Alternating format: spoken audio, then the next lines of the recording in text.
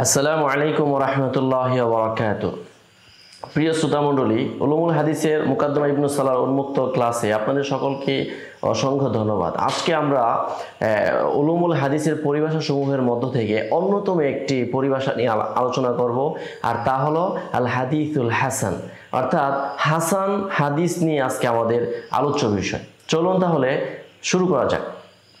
ইমাম ইবনে সালাহ রাহিমাহুল্লাহ তিনি হাসান আলোচনা শুরুটা করেছেন দুইজন ইমামের কথার মাধ্যমে। সর্বপ্রথম আবু সুলাইমান আল খাত্তাবী রাহিমাহুল্লাহ, যিনি মাআলিমুস সুনানের লেখক, অর্থাৎ মাআলিমুস সুনান যেটা আবু দাউদ শরীফের সরা, সেখানে তিনি শুরুতে মুকাদ্দিমার মধ্যে একটি কথা বলেছেন হাদিসুল হাসান সম্পর্কে। তিনি বলেছেন الحديث الحسن هو ما عرف مخرجه واشتهر رجاله وعليه مدار أكثر الحديث الذي يقبله عامة العلماء ويستعمله أكثر الفقهاء। ইমাম আবু সুলাইমান আল খাত্তাবী রাহিমাহুল্লাহ বলেন যে হাদিসুল হাসান কাকে বলা হয়। হাদিসুল হাসান বলা হয় যে হাদিসের সনদটা মারুফ, মা উরিফা মাখরাজুহু, এখানে উরিফা মানে মারুফুল ইসনাদ, মাখরাজ মানে হলো ইসনাদ, হাদিসের মাখরাজ সনদ হয়ে থাকে, রাবিগণ হয়ে থাকে। তাহলে মা উরিফা মাখরাজুহু ওয়াশতাহারা রিজালুহু, যার রাবিরা হলো মাশহুর, অর্থাৎ মাশহুর বিসিদকি ওয়াল আদালাতি। তারপরে তিনি বলেছেন যে আসলে হাদিস শাস্ত্রের যত হাদিস সহি আছে, হাদিস আছে, তারপরে হাসান হাদিস আছে, দাইফ হাদিস আছে, মাউযু হাদিস আছে, তো যেগুলো সহি হলো সর্বোচ্চ পর্যায়ে, তো যার কারণে সহি সংখ্যা খুবই কম। আবার দাইফ মাউযু সেগুলো মানে নিচু পর্যায়ের, সেগুলোর সংখ্যাও কম। তাহলে মধ্যবর্তী রয়ে গেল হাসান হাদিস। হাসান হাদিসের সংখ্যা সবচেয়ে বেশি, আর এই হাসান হাদিসের ইস্তেদলাল সবচেয়ে বেশি হয়ে থাকে, এবং ফুকাহায়ে কেরাম, উলামায়ে কেরাম এটা নিয়েই বেশি ব্যস্ত থাকেন, এবং এটা নিয়েই তাদের মানে সর্ব ইস্তেদলাল এবং ইহতিজাজ এবং আমল ইত্যাদি। তো এটা ছিল আবু সুলাইমান আল খাত্তাবী রাহিমাহুল্লাহর কথা। তারপরে ইমাম ইবনে সালাহ রাহিমাহুল্লাহ তিনি দ্বিতীয়ত যে কথাটা নিয়ে আসছেন হাসান হাদিসের সংজ্ঞা দেওয়ার জন্য তিনি নিয়ে এসেছেন ইমাম তিরমিজি রাহিমাহুল্লাহর কথা। যেহেতু ইমাম তিরমিজি রাহিমাহুল্লাহ তার কিতাবের মধ্যে অধিক পরিমাণে হাসান শব্দটাকে ব্যবহার করে থাকেন, তো ইমাম তিরমিজি রাহিমাহুল্লাহ ইলালুত তিরমিজি অর্থাৎ ইলালুস সগীরের মধ্যে তিনি সেখানে এই কথাটা বলেছেন যে আল হাদিসুল হাসান আল্লা ইয়াকুনা রাবিহি মুত্তাহামান বিল কাযিব ওয়ালা ইয়াকুনু হাদিসু শাযান ওয়ালা মুআল্লালান ওয়া ইউরওয়া মিন গায়রি ওয়াজহিন। অর্থাৎ হাদিসুল হাসান বলা হয় যার রাবিটা মুত্তাহাম বিল কাযিব না হতে হবে, অর্থাৎ মিথ্যার মাধ্যমে অভিযুক্ত না হতে হবে, এবং হাদিসটা শায না হতে হবে, এবং ওই হাদিসটাই তাআদ্দুদে তুরুকের মাধ্যমে একাধিক সনদে বর্ণিত হতে হবে। এখন হাদিসুল হাসান নিয়ে উলামায়ে কেরামের মধ্যে এই যে একটা মানে বিরোধ দেখা যাচ্ছে, আসলে এটা নিয়ে আরও বিরোধ আছে, আমরা সামনে পর্যায়ক্রমে আলোচনাগুলো আসছি। আসলে হাদিসে হাসানকে অনেকে হাদিসের স্বতন্ত্র একটা পরিভাষা হিসেবে মানতেই রাজি না, তো এটা নিয়েও স্বতন্ত্র আলোচনা হচ্ছে। তো ইমাম ইবনে সালাহ রাহিমাহুল্লাহ যে কথা বলছেন যে হাদিসুল হাসান যেটা একটা পরিভাষা আমরা মেনে নিয়েছি, সেই সুবাদে দুই আইমে কেরামের কথার মধ্যে স্পষ্টভাবে হাদিসুল হাসানের কোনো পরিচয় আমরা পাইনি।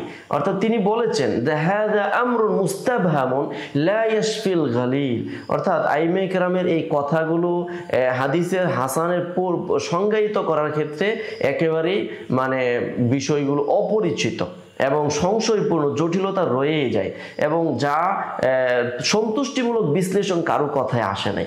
তো সেই পরিপ্রেক্ষিতে ইমাম ইবনে সালাহ রাহিমাহুল্লাহ তিনি সরাসরি সংজ্ঞা দেন নাই, তবে দুই ইমামের কথাকে তিনি সংজ্ঞার দুটি মানে পার্ট ধরেছেন, অর্থাৎ আবু ঈসা তিরমিজির কথাটাকে প্রথম পার্ট ধরেছেন, আর খাত্তাবী রাহিমাহুল্লাহর কথাটাকে দ্বিতীয় পার্ট ধরে একটা সংজ্ঞা তিনি মানে বিস্তারিত এখানে বলেছেন। সেই সংজ্ঞাটাকে তিনি বলেছেন যে আসলে হাদিসুল হাসানের যদি আমরা করতে যাই, তাহলে সেখানে আমরা প্রথমে তারিফের পূর্বে আমরা তাকসিম করতে হবে। কিভাবে তাকসিমটা করব? সর্বপ্রথম আসি যে হাদিসুল হাসান ইমাম তিরমিজি রাহিমাহুল্লাহর কথা অনুযায়ী হাদিসুল হাসান হচ্ছে ওই হাদিস যে হাদিসটা লা ইয়াখলু রিজালুহু মিনাল মাস্তুর, অর্থাৎ যার রাবিরা, যার রিজালগণ মাস্তুর থেকে মুক্ত হবে না। মাস্তুর মানে যার আদালত সম্পর্কে আমাদের মানে জানা নাই, ব্যক্তিটা কেমন, অজ্ঞাত ব্যক্তি।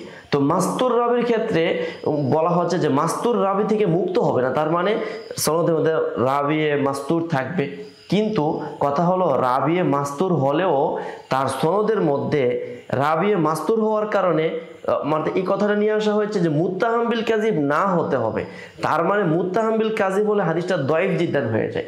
আর যদি মাস্তুর হয় তখন সেটা দয়ীফ জিদ্দান হয় না, বরং সেটা দয়ীফ হয়। আর ওইটাকে যখন তাহাদ্দুদে তুরুকের কথা বলা হয়েছিল যে ওয়াকুনু মিন ওয়াজহিন আখার, হাদিসটা অন্য সনদে আসতে হবে। যদি তাহাদ্দুদে তুরুক হয় সেই দয়ীফটা তারাক্কি হয়ে সেটা কোন পর্যায়ে চলে যাবে? হাসান পর্যায়ে চলে যাবে। তিনি বলেছেন এটাই মূলত হাসান।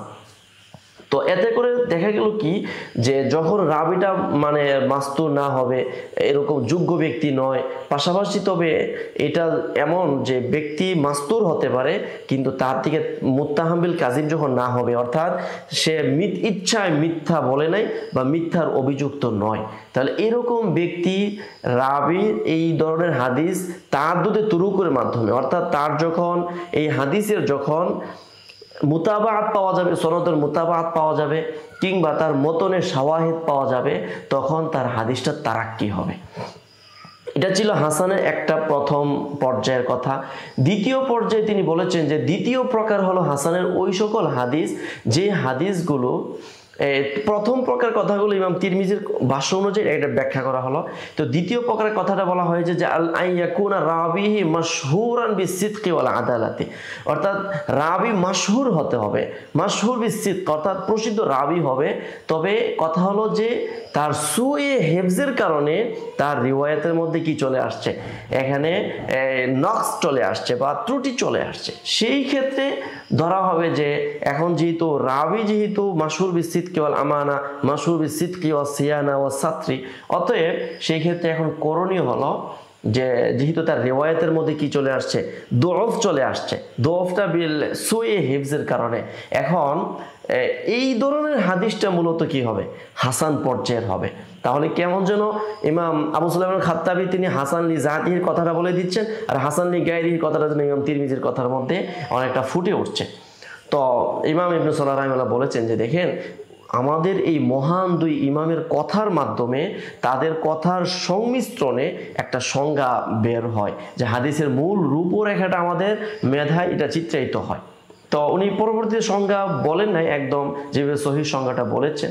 তো এর সংজ্ঞা ওইটাই যেটা আমি আপনাদেরকে বলছি, তা হলো সহিহ সংজ্ঞা আমরা পড়েছি আল হাদিসুল মুসনাদ আল্লাযী ইয়াত্তাসিলু ইসনাদুহু, তারপরে বিনাকলিল আদলি দাবতি আনিল আদলি দাবতি ইলা মুনতাহাহু ওয়ালা ইয়াকুনু শাযান ওয়ালা মুআল্লালান। সেই ক্ষেত্রে এখানে হাদিসুল হাসানটা হচ্ছে আল হাদিসুল মুসনাদ আল্লাযী ইয়াত্তাসিলু ইসনাদুহু, এখানে ইত্তিসাল ইসনাদের মাধ্যমে হাদিস হবে, আবার ইনকিতার মাধ্যমে কখনো কি হয়, তাহলে এই ক্ষেত্রে গিয়ে ইত্তিসাল ইসনাদ হবে, আর হাদিসের হাসানের ক্ষেত্রে গিয়ে এটা কখনো যদি ইনকিতা হয়, ইরসাল হয়, সেটা তখন দওফের কারণে, এটা যদি তাআদ্দুরুক হয় সেটা হাসান পর্যায়ে চলে যাচ্ছে। তাহলে ইত্তিসাল ইসনাদের শর্তটা অনেকটা হাসানের মধ্যে আমরা অনুপস্থিত পাইতেছি। আর দ্বিতীয়টা হলো যে বিনাকলিল আদিলি দপ্তি, এটা বলা হয়েছিল হাদিসুল হাসানের ক্ষেত্রে, আর এই জায়গার মধ্যে গিয়ে আসছে বিনাকলিল আদিলিল খফিয়্যিদ দপ্তি, যার মানে বা দুআফুদ দপ্তি, দপ্তের মধ্যে কিছুটা দুর্বলতা আছে, সুয়ে হিফজ ওয়াল ইতকান। তাহলে এই হলো মূল দুইটা পয়েন্ট। তাছাড়া সুজুজ মুক্ত, ইল্লত মুক্ত হওয়া, এটা যেমন সহিহর মধ্যে শর্ত, হাসানের মধ্যে শর্ত। অতএব কোন একটা হাদিস সহি হলো কিন্তু যখন শাজ হলো, অর্থাৎ সেকা যখন আওসাকের মুখালাফাত করলো, তো সহি হয়েও কিন্তু সেটা কি হয়ে যাচ্ছে, শাজ হয়ে যাচ্ছে, সেটা কিন্তু দয়ীফের চেয়ে আরো অনেক নিচু পর্যায়ে চলে যাচ্ছে। অতএব এখন আমাদেরকে এই সংজ্ঞা থেকে বুঝে আসলো যে আসলে হাদিসুল হাসান একদিক থেকে যেমন এটা স্বতন্ত্র একটা বৈশিষ্ট্য, আবার অন্য দিক থেকে এটা অনেকটা হাসান সহির মতোই। তবে ইমাম ইবনে সালাহ যে কথাটা বলছেন, যে সংজ্ঞায়িত করেছেন, এতে করে অনেকটা সহিহুল হাদিস থেকে হাসানুল হাদিসটা অনেকটা পার্থক্য হয়ে যায়। আজকের আলোচনা এ পর্যন্তই, পরবর্তী আলোচনার জন্য অপেক্ষায় থাকুন। আসসালামু আলাইকুম।